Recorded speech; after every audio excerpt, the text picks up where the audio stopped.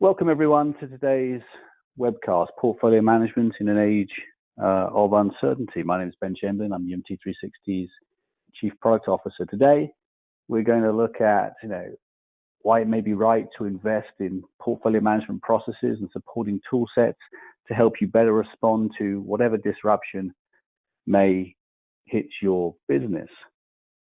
For today's session, we're really going to look at some of the three key things you should keep in mind at a high level. And we're going to do a live demonstration of UMT360's Portfolio Analysis Accelerator, a tool that helps you model different scenarios, run what-if analysis to see the impact of proposed changes on your project program and broader portfolios. Before we jump in, a housekeeping announcement: we will be distributing the slides from today's session. Please use the Q&A manager and GoToWebinar to pose any questions. We will circle back at the end of today's session and answer those questions. So, no further ado, let's jump in. For those of you that aren't familiar with us, UMT360, just a brief introduction. At UMT360, we're kind of recognized as experts in portfolio management or strategy execution solutions and services. Three kind of key pillars to our business. First, we are top-tier Microsoft partner, so helping many organizations deploy the extensive set of tools Microsoft has for executing different types of projects, whether it's agile projects, traditional projects, or somewhere in between. And there's a wide array of tools that meet different working styles from the Microsoft platform. We also recognized by Gartner as a strategy execution software provider, so a company that provides portfolio management products and to help organizations more effectively align all investments with strategy. It's also a consulting side to our business, and we have a proprietary methodology designed to help organizations to respond to this mandated digital business transformation and evolve how they manage their project program and decisions on other enterprise portfolios that are key to driving and accelerating digital business transformation. So let's jump into today's topic. Obviously, there are a lot of quotes out there that talk about the importance of planning, right? I think probably Benjamin Franklin's quote here, if you fail to plan, you're planning to fail, makes sense. Or maybe it's the old sort of 5 Ps of poor preparation, or proper preparation prevents poor performance. But I think we also know that we just can't stick to a plan, right? Things change. So the remainder of these quotes here say, look, we need a plan B. So whether it's the best laid plans of mice and men often go awry, whether it's life is what happens when you're busy making other plans, whether it's Mike Tyson, everyone has a plan until you get punched in the mouth. And of course, we'd be remiss if we didn't include Yogi Berra here in terms of make a game plan and stick to it unless it's not working. So the reality is planning is important, but also acknowledging the fact that your plans will change, and building that discipline to turn on a dime is also important. So I think 2020 so far has been a crazy year. I think we may have thought our business may be immune to disruption, but with the global pandemic, every business has been disrupted to some form. So how ready is your business to be able to replan when disruption comes, which can come in many forms? When we think about COVID-19, it's kind of not discriminated against any business, right? It's hit everyone around the world, every business. So what does that mean? Maybe you're a business that now needs to replan. There is opportunities to reinvest in other areas of business to take advantage of the global pandemic in terms of products and services you can provide that actually help. Maybe you're a business that obviously has to look at cutting back, cost saving, efficiencies, batten down the hatches until this passes. Unfortunately, maybe a business that just may not make it through this pandemic. Or it could also be a business that maybe was in the process of being disrupted by another competitor, and the global pandemic may even accelerate the impact of that. So global pandemic obviously has caused everyone to pause and look at replanning. Could be other disruptions around social and political unrest. Obviously, an economic downturn, whether that's just a recession or potential depression. We could get through all of these only to then just be disrupted by a net new entrant in our market or competitor that has a different model that potentially disrupt our market. So again, disruption comes in many forms. How are we as an organization able to replan to deal with this disruption? So we're going to have two polls today. The first poll, assuming we get through this current disruption, what's the next disruption you most fear?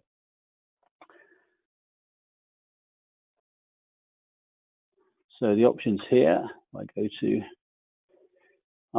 another pandemic, economic downturn, social political unrest, or a competitor we didn't really see coming. So single select. We'll keep the polls open for another 10 seconds or so.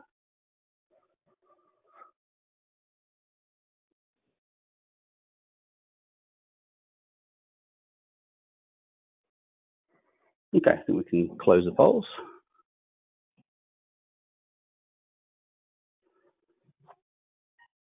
And so 17% here, I can't really see this too well, but we've increased the size of this. 17% here, another pandemic, an economic downturn top of mind for folks, social political unrest, 17%, and actually very few thinking about a disruptive competitor. That is kind of surprising. So let's close that, back to the slides. And we'll move on with the slides. So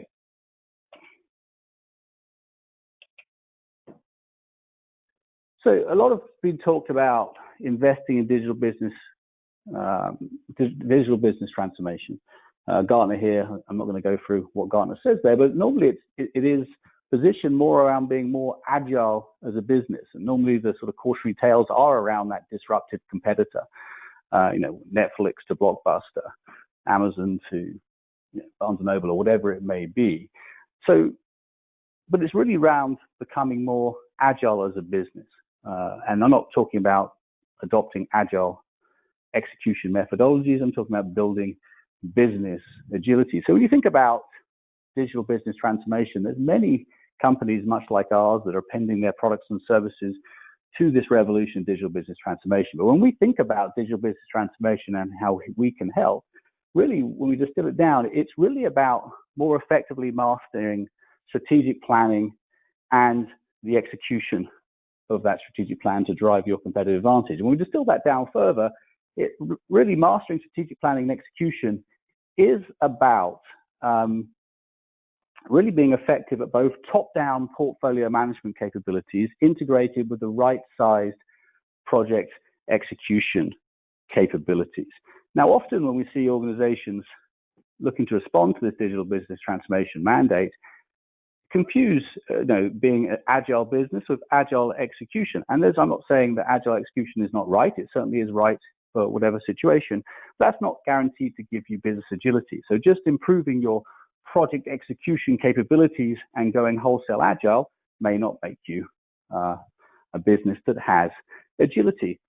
All too often, organizations are not investing in portfolio management, either from a process point of view or from a tool set point of view.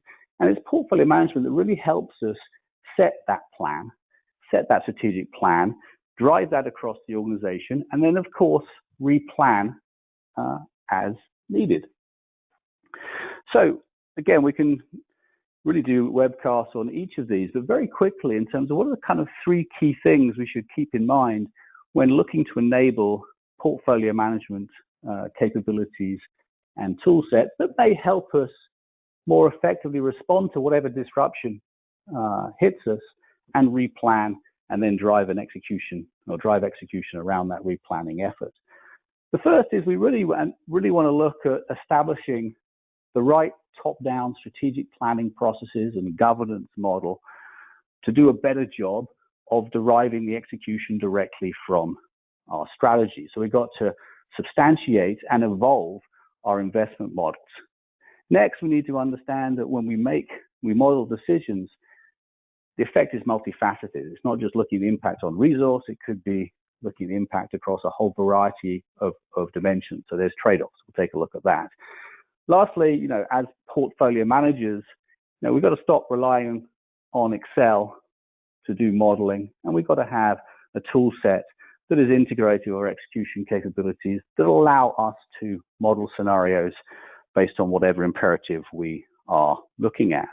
So if we jump into these each quickly, the first one in itself, we could do a webinar, which we have actually, on each of these individual models. So I'm not going to get too deep into this, but when we think about evolving your overall governance processes or digital operating model today, where you see organizations moving from a kind of project-driven investment approach all the way through to product or capability aligned, with the intention of doing a better job of being able to orchestrate all investments relative to the strategy in play.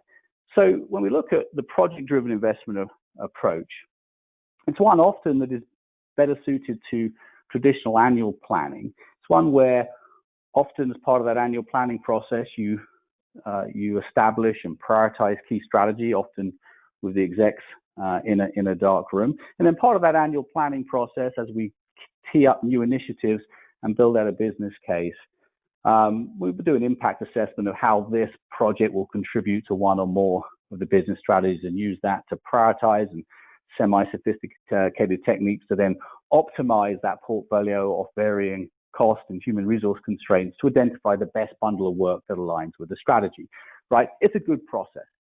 However, it's kind of more bottom-up in orientation because the strategy is defined often disconnected from the execution. Strategy is defined in the dark room. The projects are created independent of the strategy, then mapped into the strategy. So at best, we end up starting out with a questionable bunch of projects, and we then select the best of whatever projects were teed up. The execution wasn't necessarily derived from the strategy. So why many organizations we're working with are obviously moving from the left to right in this model is to do a better job of deriving execution directly from the strategy. So as we move into more of a product program driven investment approach, which invariably is better suited to a continuous dynamic planning model, we start with the strategy.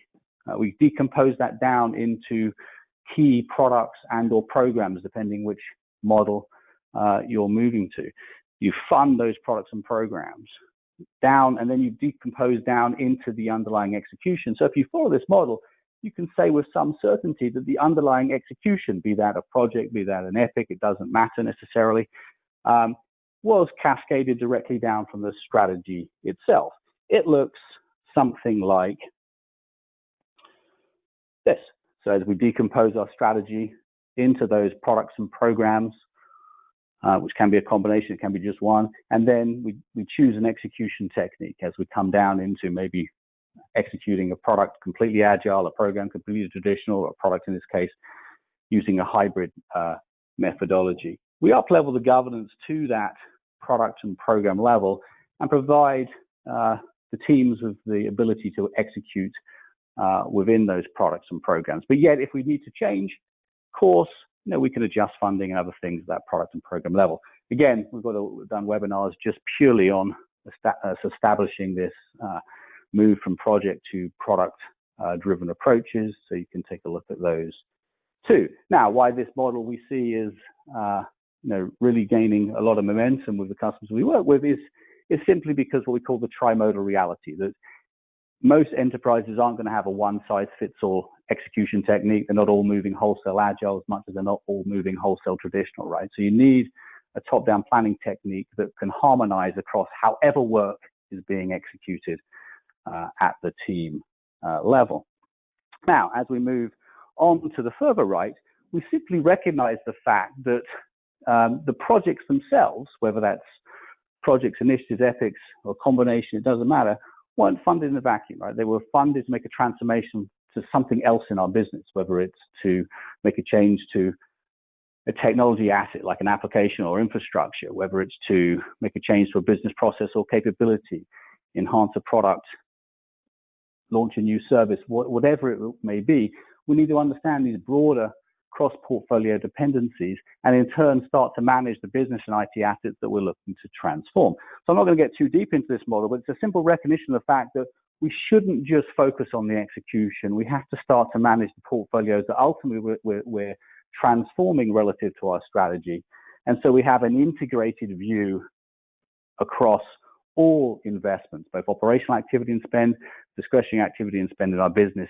So again, if we need to change course, we can see the impact, not just in terms of the project workload, but everything that we're trying to orchestrate within our business. So the other point is, and again, we can have a webcast just on this subject, is we need to transition our process from more of a traditional annual planning model, as shown here, into more of a continuous dynamic portfolio planning model, right? So that is important, right? Rather than using the set it and forget it approach that often is earmarked with traditional annual planning, into a quarterly or even more frequently review and update of the composition of our portfolio. Again, a lot is said about execution techniques here, right? Traditional annual planning is to do with traditional project delivery. Continuous planning is all about agile and whether you're lean or using scaled agile. It's not true. Portfolio management, for as long as I've been doing this over the last 20 years, has always provided a continuous way of looking at your investments, regardless of the execution technique. So it doesn't matter to me whether we're doing traditional workloads and adopting a quarterly replanning exercise, or agile workloads, or a combination. So portfolio management in itself needs the ability to be able to make decisions on whatever cadence you require. So second poll, what planning approach does your organization use today?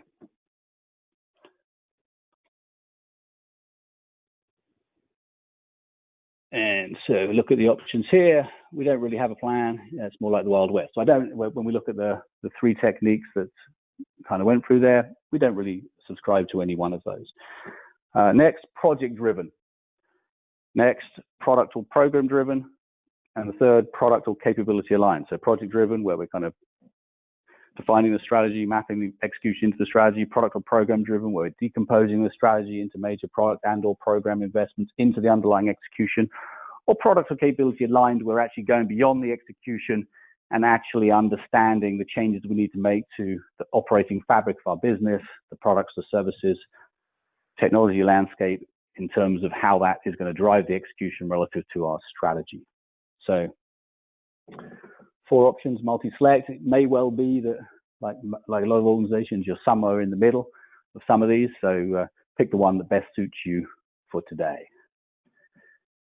Okay, I think we can close the poll. So if I can read this, it's around 12% or so that don't really have a one. It's kind of almost neck and neck on project-driven, product and program-driven.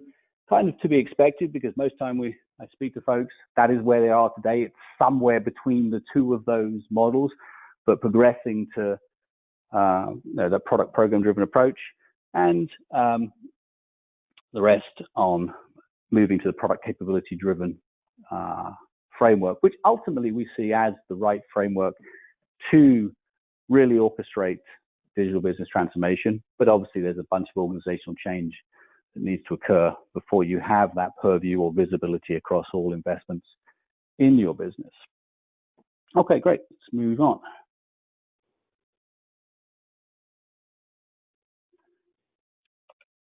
So, second, we've got to understand the trade-offs of any decision. Now, this is important to me, especially when we ended up building our portfolio analysis capability, because when we see portfolio managers, analysts analyzing their portfolio today, they want to understand the impact across multiple variables at the same time. It isn't a one-dimensional thing. I don't just say, what's the impact of not doing this work based on my capacity, because it's also going to impact me from a cost forecast perspective, from a benefits realization perspective, from a scheduling point of view.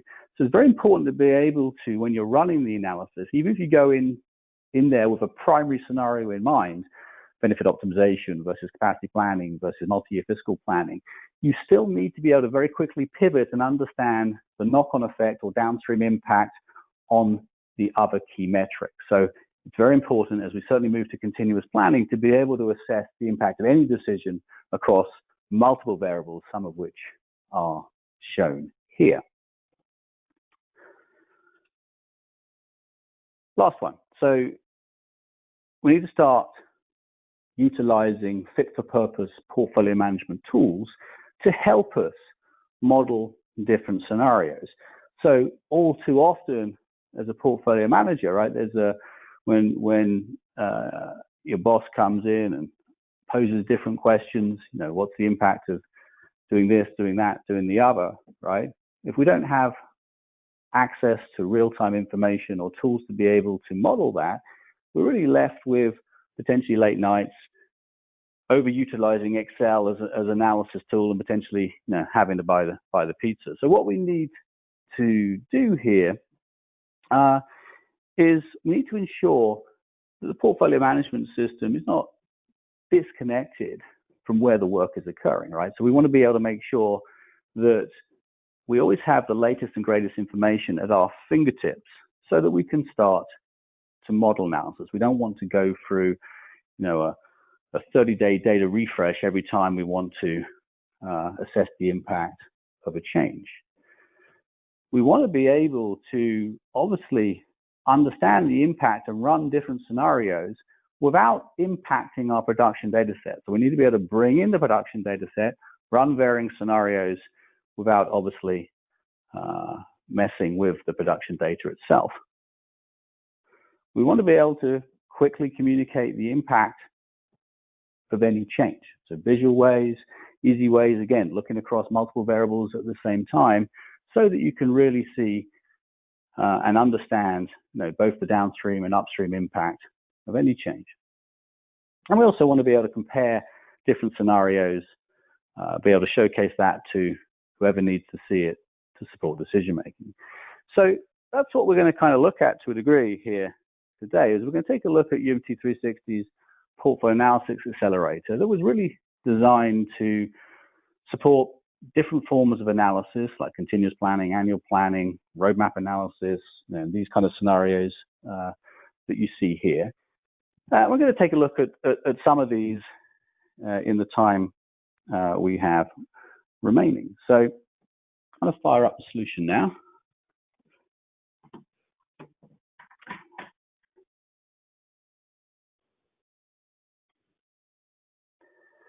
Okay, so hopefully you're seeing my screen. Now we're going to spend most of the time in the analysis engine. Now the portfolio analysis capability here can feed off different execution systems, right? We can actually you know, really control all the data in a governed way in the system, or simply just extract the information from the execution system to be able to run the analysis. So it really depends on how you want to deploy the solution. If I come down here into one project record, for example, in this case, this is an example of managing, you know, having full governance enabled in the system. So if I have a project record here, I could have workflow that's going to control it through its life, and I can start to consolidate information we need to support decision making, whether it's basic metadata and descriptive fields on a project, whether it's getting out of Excel and consolidating.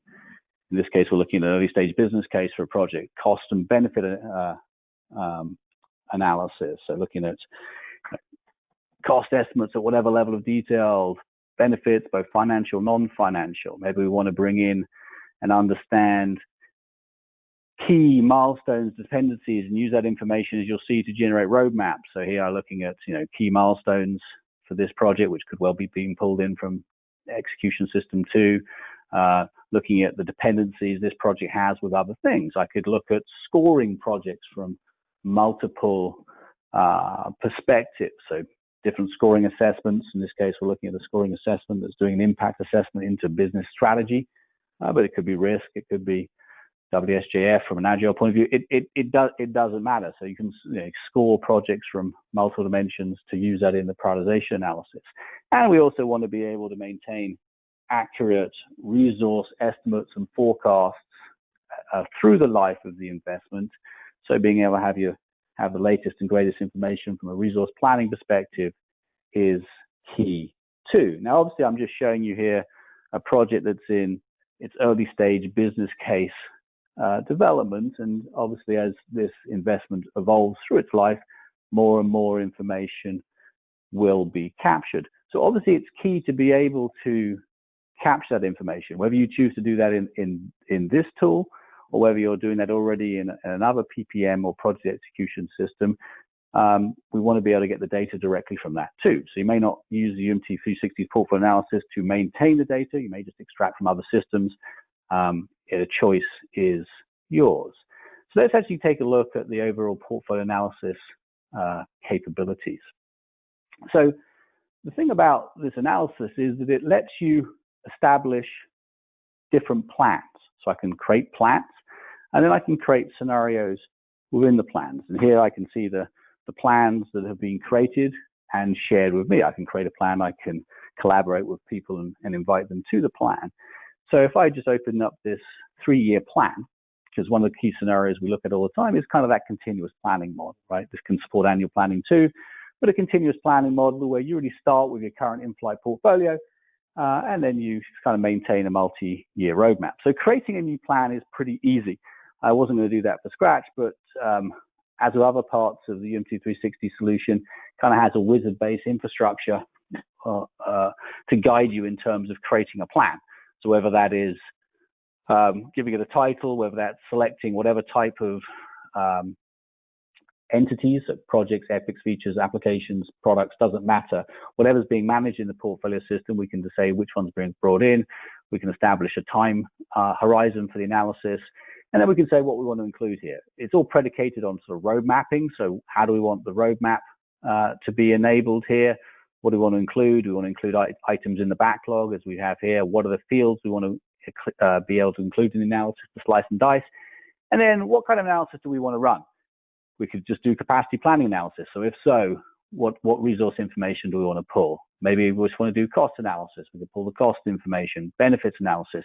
In this case, we're doing all three because we want to see the impact of a decision across my resources, my cost, my benefit, and my timeline. And then when it comes to access, this is set as private, but I could change it to public, and I could share the plan with whoever I want to in my organization.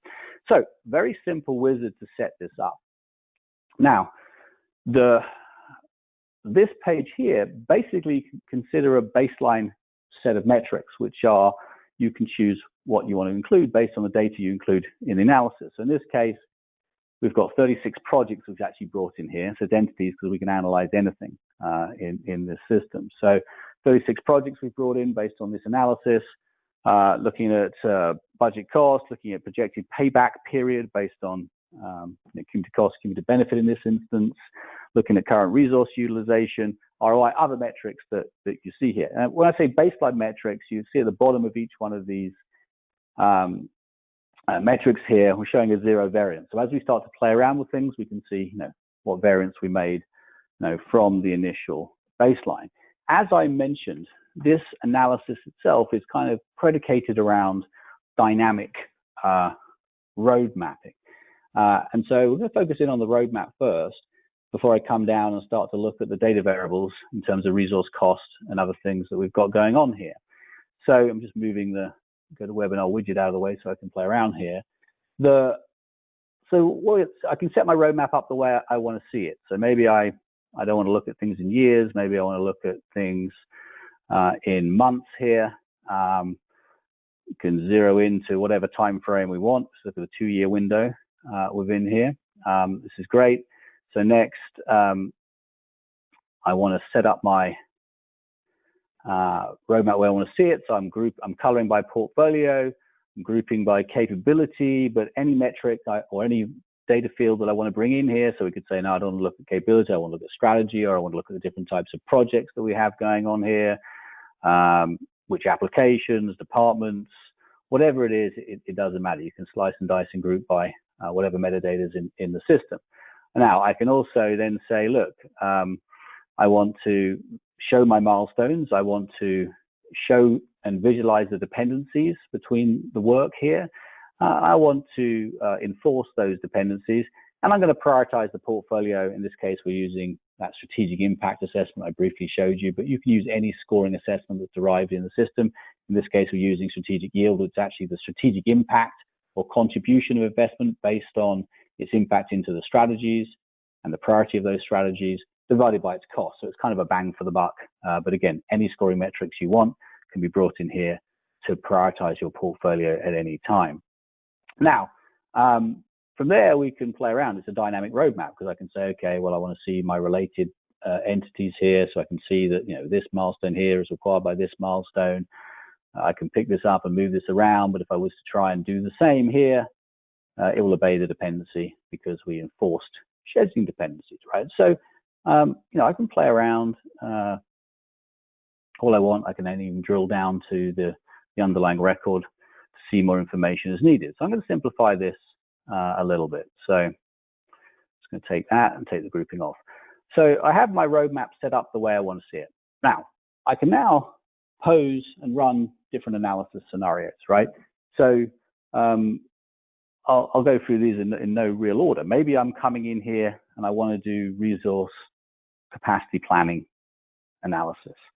So I maybe want to expose the resource information here. So if I look at the resources here, I've got a view here of my resources rolled up by role. Could be agile team, could be combination, whatever. Here it could be department location, but I'm rolling up by role. If I drill down, I can see the named resources. And I'm looking at my plan data set, which is my forecast for the resources. But if I want to look at a heat map to show me which roles are over utilized or underutilized, I can switch to an availability view, which I can look at this way, or I could look at it above the line, below the line. My preferred view is this. If we want to get more real estate here, wrong button. Want to get more real estate here, you just take a look at the heat map at whatever level of detail I want here. Let's re-enable the roadmap. So,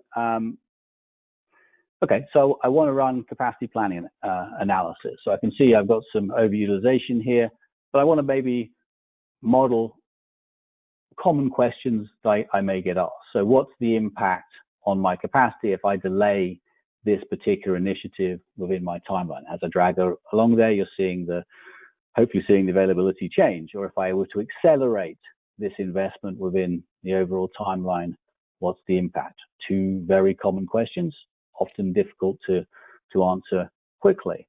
What's the impact if I were to drop? So let's cancel this thing. I can model it by excluding it and then quickly seeing which resources I get back, obviously. So I kind of excluded there, or I can drop outright, or I can bring it back, which I just did there. So drop, exclude. What about starting new work? So we're looking at my current portfolio, but here's a wish list of projects or epics or feature. It doesn't matter, a combination in my backlog. I can prioritize them from different perspectives, and I can just start to bring them in and see the impact, in this case, on my overall resource capacity. So again, very, very common questions that people get asked. It's difficult sometimes to model. Now, we've been looking at everything from a sort of portfolio data perspective, but we may want to drill down to learn more. So maybe I want to know, who potentially is working on this project. So through what we call contextual filtering, I can come down here now and say, okay, availability doesn't make much sense. Let's look at my resource plan here. I see that I've got, some lead guy from marketing and other people that are assigned to this project. In pretty much one click, I went from the portfolio level down to the project level. I click again, I'm back to the portfolio level. I'll just switch back to availability. So contextual filtering is very important to be able to get answers to whatever you're clicking on. So whether I'm saying, look, what projects are kind of impacting this time period here, or I say, okay, look, I've got a problem with consultants here. If I look down here, there's a guy called Steve that's lit up like a Christmas tree. In fact, earlier this year, he was over allocated. So clicking on Steve for one given time period, January, we instantly identifying the projects that were driving that over allocation, and maybe we take action, right? And went from 200 hours to 73 hours, right? But again, the importance of contextual filtering, of being able to drill down, identify potential root causes, and then decide whether you want to take action. Now, obviously, I'm not doing this justice in its overall capacity planning capabilities, because this is just one way you may want to look at it. But obviously, you can see, this is pretty common analysis that most organizations look to do. However, as discussed, we don't want to just look at the problem from a resource capacity lens only, right? Because any decision I was taking there was also impacting me based on the other variables that I brought in here: cost perspective, benefit perspective, whatever it may be. So in this case, if I just simplify this a little bit, as I was moving that same project around, it was impacting my cost as much as it was impacting my overall composition of my resource availability. Now, so we may want to change the primary scenario now, right? I looked at my resources, I understand the impact on cost, I understand the impact on benefit, which I'll show you in a bit. But maybe we come in here saying, look, I need to do a better job now of, multi-year planning. Maybe I need to quickly reduce my budgets and see which projects are impacted by that. So we can do this in a variety of ways. I can actually manage costs at whatever level of detail that it's being planned out at. So as I drill down within the defined financial structure here, we can manage it at whatever level. I'll keep it pretty simple and just stay at the total level for now. So maybe I want to do a better job of multi-year fiscal planning. So to do that, I may want to change my time granularity back to years. So we're operating on calendar years here, but obviously fiscal calendars are supported too. And then I may want to say, look, I want to dynamically cast a budget. So I'm seeing here that, about $19.2 million worth of projects for 2019. Let's assume we're in 2019. So maybe I say, look, we need to look at cutting costs. So I'm going to actually draw my budget line down around $14 million, right? But I also want to look at a cumulative spend pattern, which only makes sense when I actually drive down to either a quarterly or monthly granularity. So let's turn back to that. So all I've done here now is said, look, let's look at a cumulative spend for 2019, and let's see where our budgets are. So our budgets are $14 million by the end of the year. So we see in September timeframe, that's when we start to blow our budget. So what can we do? I could ask for more money, but if we're looking at cost reduction scenarios, that's not going to fly. So I can quickly identify again which projects are impacting me in that timeline or that time frame. I can prioritize as I've shown you, and I can take the obvious action, right? Which is either I'm going to drop projects outright, or better still, let's just delay some of these, and we can look at which ones have started and haven't started until we fix the problem, right? And now we can see that obviously we're eroding budget from next year. So I can change the budget lines, I can do whatever. I can, of course, now say, look, this looks good from a fiscal point of view.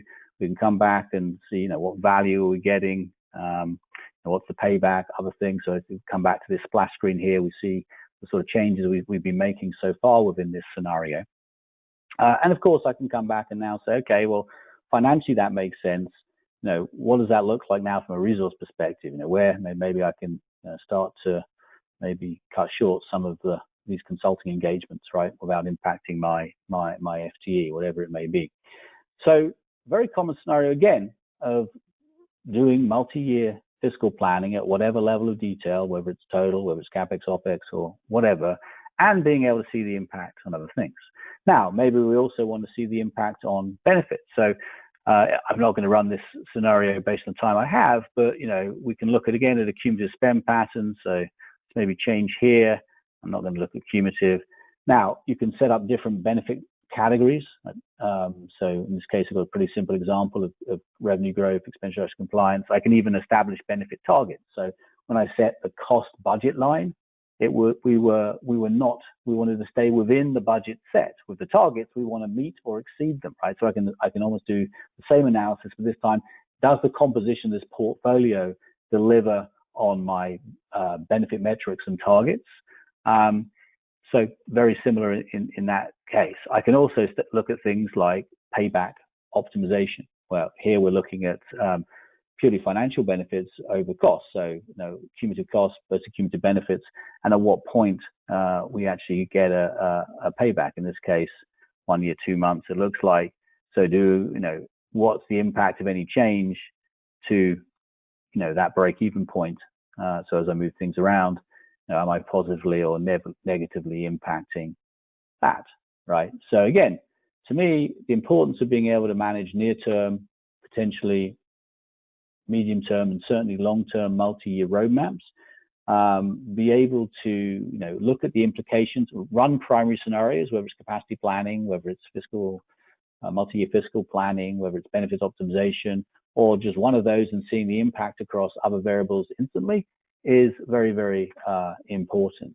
Now, as I said, we can come back and look at now what are the net changes to our base metrics. So we added four investments in this case, improved resource utilization by 6 points, and actually did reduce our overall payback by 20 days and so on. Now, of course, this is just one scenario in the plan. So now I can come in here, save my scenarios, and I won't get into, with time remaining,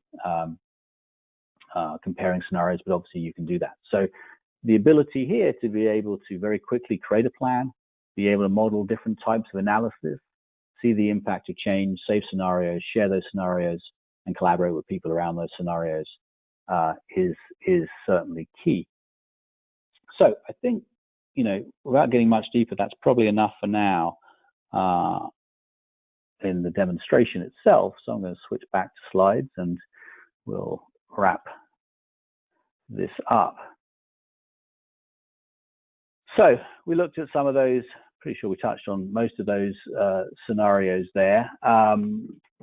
So, as I said, one of the primary things here is that the portfolio analysis system should not be completely disconnected from your execution systems. Why? Because we want to have easy access to the latest and greatest information so that we can, model the scenarios or run the analysis on the latest production data set. But of course, it is key, as we said before, to be able to run that analysis without impacting that production data. So again, there's two ways that you can deploy the portfolio analysis accelerator. One is, just kind of the portfolio analysis capabilities only, and leveraging different connectors to pull in information from the execution system. So here you're just really taking advantage of those analysis capabilities, but getting the latest information from whatever tool it may be, parts of the Microsoft platform, Jira, obviously, financial information from SAP, whatever the tools are. So we have a number of package connectors, but we also have generic import capabilities that allow us to bring in information very, very easily. Now, of course, that is one way you can do this. The portfolio analysis accelerator from UMT360 that just focuses on sort of dynamic analysis also features in our overall strategy execution suite. And it is one of the analysis engines that we utilize. And that overall analysis suite includes a structured inventory for managing investments through their life, right? So the example I gave at the start of the demonstration, where we're going to capture the investments in the strategy execution system, we're going to maintain and update data throughout the life of the investment, and we're going to integrate with whatever execution system is being utilized. You can utilize the analysis capabilities on top of the structured other capabilities that our overall strategy execution platform brings to the table. So portfolio analysis accelerator itself can be utilized and plugged in on top of your execution system today, but it expects the data to be maintained there. Or you can take advantage of the other parts of the UMT360 strategy execution capabilities around business case development and demand management and resource management, and the list goes on. So connectors are key. touching on kind of a few of the benefits, no real reason to get too deep in here. Again, what we're looking to do here is provide that ability to be able to model scenarios, run different scenarios, see the impact across multiple variables. I think that all is clear. So we're going to kind of just wrap up now. I'm going to give you a little bit of time back, hopefully. So for next steps, if you want to take a look at the portfolio analysis capabilities in more depth, or other parts of the UMT360 strategy execution toolset around road mapping or resource management or financial management, benefits management, whatever it may be, you can learn more about that, and the sales team here will be happy to step through a demonstration. If you want to learn more generally around our process of helping organizations to respond to the mandated digital business transformation, look at we have a VIC framework where we have a number of steps we guide organizations on this transformation. Happy to share about that too.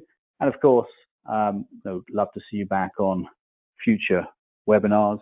And I think our next webinar is mid next month, and we're actually going to focus more on the steps to take to master resource management, and we'll actually be looking at the UMT360 resource and capacity planning accelerator that really is designed to get folks out of Excel and more effectively master resource management by getting fidelity into all demand data, by providing the right tools to bring project managers and resource managers together in terms of management of resources and commitment of resources. And again, we'll touch on some of the analysis capabilities, some of which you saw today. So I want to thank you for your time today. We are going to pause and see, assuming I can see the Q&A here, see if any questions that have been asked. So if you haven't, then please ask them now. I can expand this view. So there's a question here. Do we have inbuilt connectors for PPM Clarity? We do not have out-of-the-box connectors for CA's or now Broadcom's Clarity solution. So, but we do have what we call a data exchange module that's designed to pull in information from any system. So very easy to pull information out of any system, be it an ERP system, be it another PPM system, and bring that data in for analysis purposes.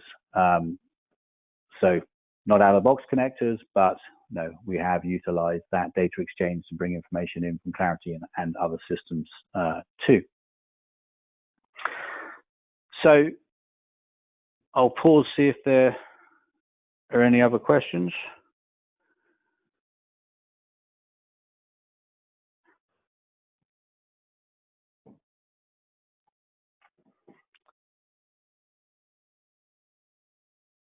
If not, I will again thank you for your time today.